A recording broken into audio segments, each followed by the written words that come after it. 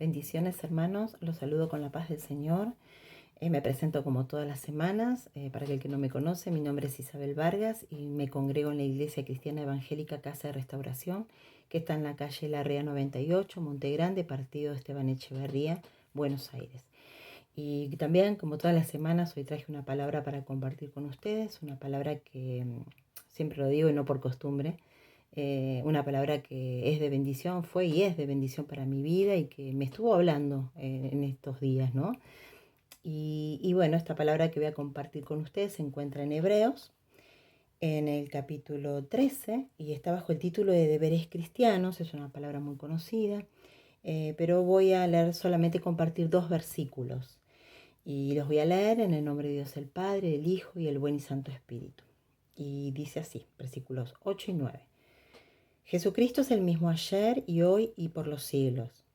No os dejéis llevar de doctrinas diversas y extrañas, porque buena cosa es afirmar el corazón con la gracia, no con viandas que nunca aprovecharon a los que se han ocupado de ellas. Amén. Bueno, y esta palabra, palabra está dentro de una carta, la carta a los Hebreos. No se sabe bien quién es el autor material de esta carta, ¿no? Desde ya que inspirada por el Espíritu Santo, pero no se desconoce quién la escribió y también específicamente a quiénes fue dirigida, ¿no? Se piensa que a todos los judíos convertidos al cristianismo o a una pequeña parte de judíos convertidos, ¿no? Lo que sí estamos seguros que es una carta inspirada por el Espíritu Santo y que habló a los creyentes de esa época y hoy nos habla a nosotros, porque como lo sabemos, la palabra tiene vida, es viva, es eficaz, ¿no? Y es espíritu, ¿no? Y hoy esta misma palabra es para nosotros también, ¿no? Puede hablar y habla, de hecho, a nuestras vidas.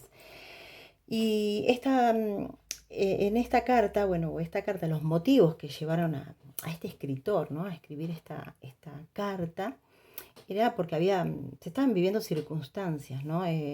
Había descaimiento espiritual por los sufrimientos y las persecuciones en esa época. Había falta de crecimiento espiritual, había falta de amor fraternal, había deseos de abandonar la congregación. Y yo miraba estas circunstancias y lo llevamos al hoy, hoy, a la actualidad, ¿no? Y tenemos las mismas circunstancias, ¿no? Y también hay un decaimiento espiritual por lo que se está viviendo, porque hay mucho sufrimiento, hay otro tipo de persecución, no es la misma. Hay una falta de crecimiento espiritual, muchos se han apartado, muchos se han enfriado. Tenemos que más que nunca estar aferrados a la palabra, a Cristo, porque si no nos pasa esto, ¿no? Hay una falta de crecimiento espiritual. Hay deseos de abandonar la congregación también por esta misma razón. Hay falta de amor fraternal. Y si todo eso lo vemos, ¿no? Se ve en general, ¿no? Y por eso digo que la palabra es para hoy también.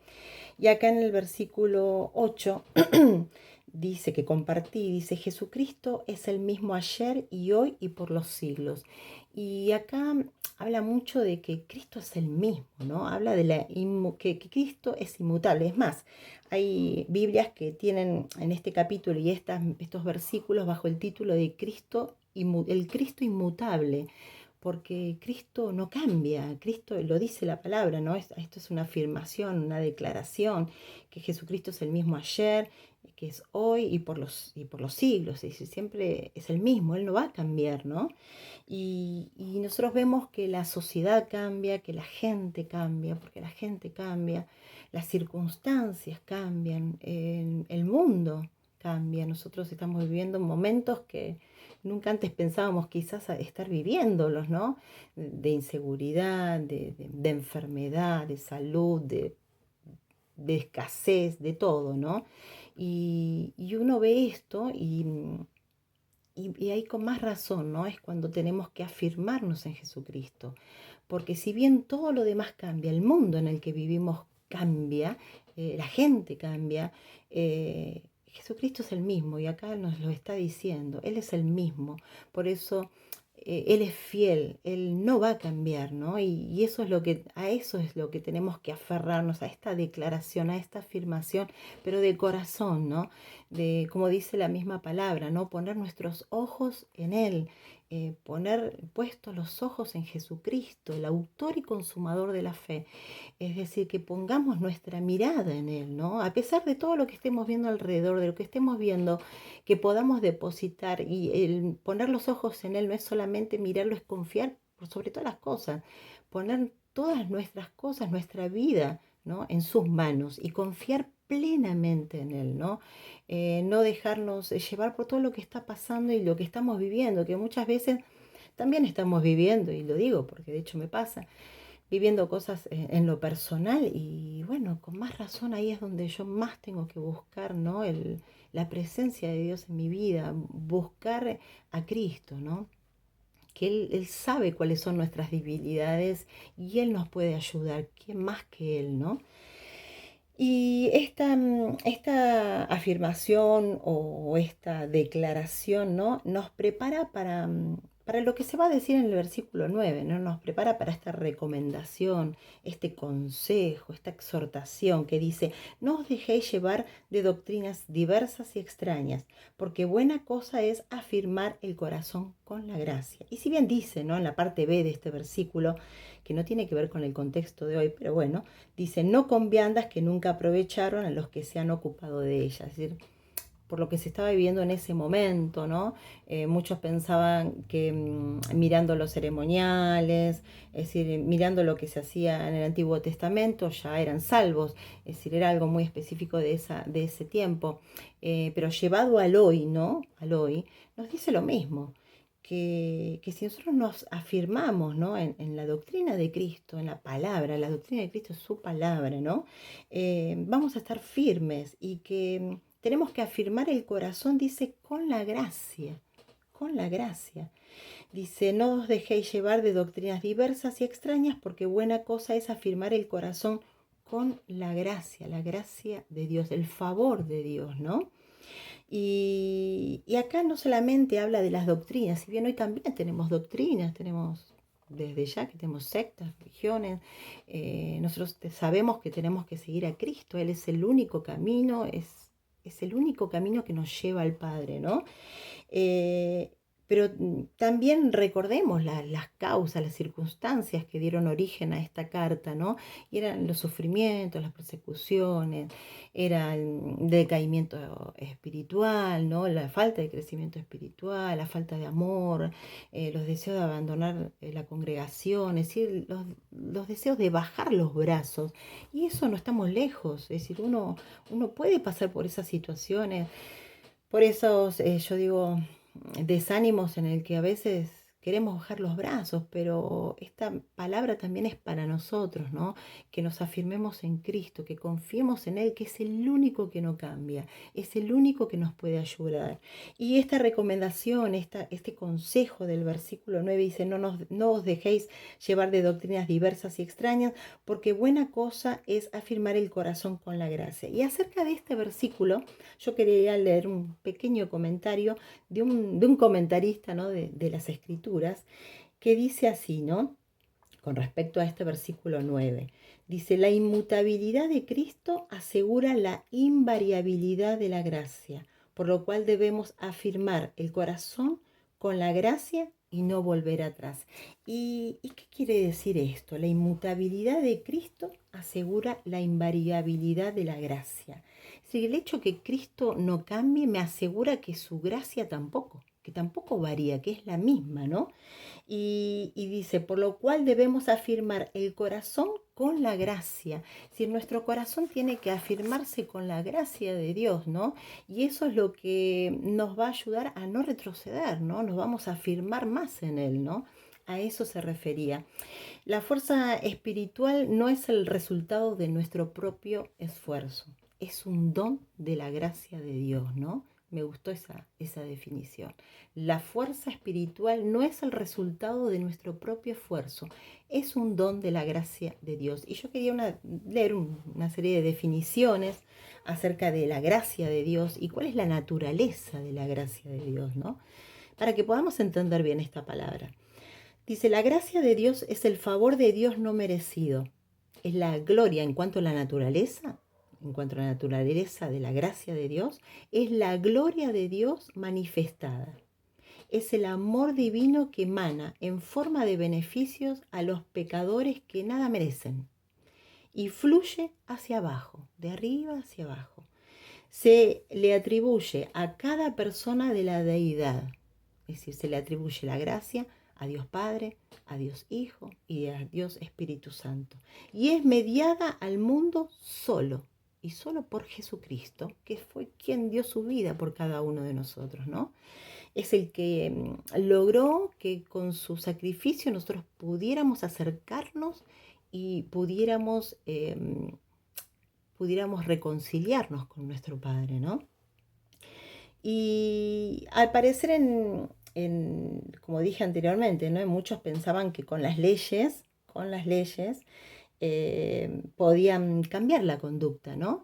Eso es lo que se pensaba en ese momento, ¿no? Dice, pero esas leyes, si nos ponemos a pensar, eran inútiles porque no podían cambiar el corazón de la persona, ¿no? Y hoy por hoy es igual. Es decir, las leyes, uno puede decir, sí, yo sigo, trato de corregirme, voy a seguir esta palabra, voy a portarme bien. Uno puede tratar de cambiar la conducta, pero no va a cambiar el corazón. Y esto me lleva a pensar, ¿no? Que muchas veces nosotros queremos cambiar el corazón de otra persona, ¿no? Muchas veces estamos pidiendo por nuestros seres amados, pidiendo por aquellos que no conocen. Y a veces queremos hacer el papel de Dios, ¿no? Y es tremendo porque esta palabra a mí me confrontó mucho porque uno tiene que reconocer, ¿no? Que se equivoca. Y muchas veces uno se pone ansioso queriendo que el otro llegue, que el otro conozca, o como decía el pastor, ¿no? Pedimos y pedimos mal, decimos, Señor, tócalo, tócalo, toca su corazón, cuando en realidad Dios diría, yo quiero tocarlo, pero Él no deja tocarse su corazón, ¿no? No se abre o no abre su corazón. Y ahí es, ¿no? Es donde a mí me habló mucho esta palabra en mi vida, ¿no? En lo personal, que nosotros estamos para enseñar la palabra, para predicar como nos mandó el Señor a predicar el Evangelio, ¿no? A toda criatura, pero el trabajo lo hace Él y Él lo hace a través del Espíritu Santo. Es decir, no es porque uno quiera que el otro va a cambiar. Es decir, yo puedo orar por el otro, puedo orar por aquel que no conoce, por aquel que uno llegó, pero esa persona va a llegar en su tiempo y cuando Dios quiera. Es decir, y Dios recibe las oraciones. Y muchas veces somos nosotros los que estamos tan ansiosos de que esa persona llegue, que reconozca, que cambie, como nos pasó a nosotros. Y el pastor siempre recuerdo las palabras del pastor porque es verdad, él siempre nos dice, ¿no? Recuerden ustedes, ¿cuánto tardaron en llegar? ¿Qué misericordia tuvo Dios para con sus vidas, para con ustedes? Bueno, la misma misericordia es la que pide Dios hoy para con aquellos que no conocen. Y la misma palabra lo dice, ¿no? Sacrificio, no quiero sacrificio, quiero misericordia. Entonces, eh, yo creo que esta palabra me hablaba mucho en ese sentido, ¿no? En este sentido, que podamos orar con fe, que podamos creerle al Señor, que es Él el que va a hacer las cosas en su tiempo y con su fuerza, porque no es con nuestra fuerza, es con el poder del Espíritu Santo, ¿no? Es solamente con el poder del Espíritu Santo, a través de la palabra, que Cristo se manifiesta en la vida, en las vidas de aquellos que no lo conocen, ¿no? Y que todavía no tuvieron un encuentro con Él. Entonces esta palabra a mí me habló mucho para que también desista de ponerme ansiosa a veces, ¿no? Y que siga orando y confiando, porque Él lo que nos pide es que confiemos, ¿no? Que confiemos por sobre todas las cosas. Toda la palabra nos habla en el Nuevo Testamento, en el Antiguo Testamento de confianza y en el Nuevo Testamento de fe, porque son sinónimos, ¿no? Que podamos creerle, eso es lo único que Él nos pide que podamos creerle y que Él va a hacer el resto, ¿no? Y hay una palabra que la quiero leer textual porque por ahí la parafraseo y me olvido de algo, que está en Hebreos también, en el capítulo 4, versículo 16, y dice: acerquémonos pues confiadamente al trono de la gracia para alcanzar misericordia y hallar gracia para el oportuno socorro. Es decir, que nos acerquemos confiadamente. Confiadamente es creyendo. Si yo confío en alguien es porque creo en él, ¿no? Entonces acá me está diciendo que nos acerquemos pues confiadamente al trono de la gracia, nos acerquemos confiadamente a él, ¿no? Para alcanzar la misericordia y encontrar, hallar, dice, gracia para el oportuno socorro, ese para cuando yo lo esté necesitando, que él, ¿no?, me pueda alcanzar de su gracia, de su favor, ¿no?, de su ayuda, de su poder, de esa fortaleza espiritual que estoy necesitando, ¿no? Bueno, esta es la palabra que habló mucho en mi vida y hermosa palabra, de gran bendición y bueno, y es desde ya la que quería compartir con ustedes y que espero puedan seguir meditándola, reflexionándola, porque el Señor siempre tiene algo más para decirnos. Son apenas 2 versículos, pero que están dentro de una palabra tan conocida como deberes cristianos, que si uno lee todo lo que sigue, es una palabra muy conocida, pero a veces son esas perlas que están ahí escondidas y que nosotros leemos todo el capítulo y nos la perdemos, ¿no? Y acá Él nos está diciendo que Él no cambia, que podamos confiar en Él absolutamente, porque Él es fiel. Él siempre va a estar con nosotros en toda situación. Él nunca nos va a dejar.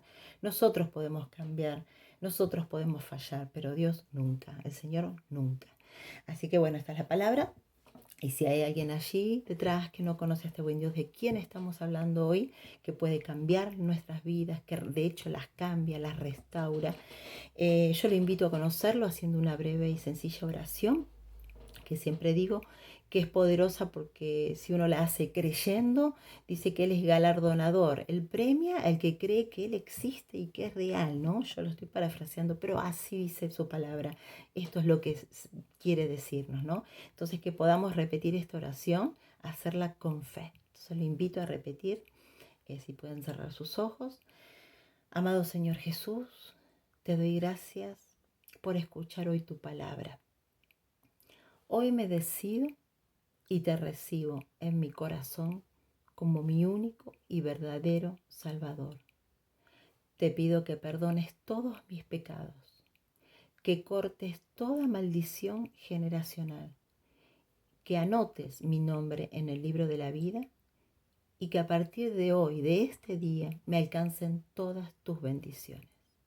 Amén. Bueno, desde ya, Dios los bendiga y que tengan un excelente transcurso de esta semana.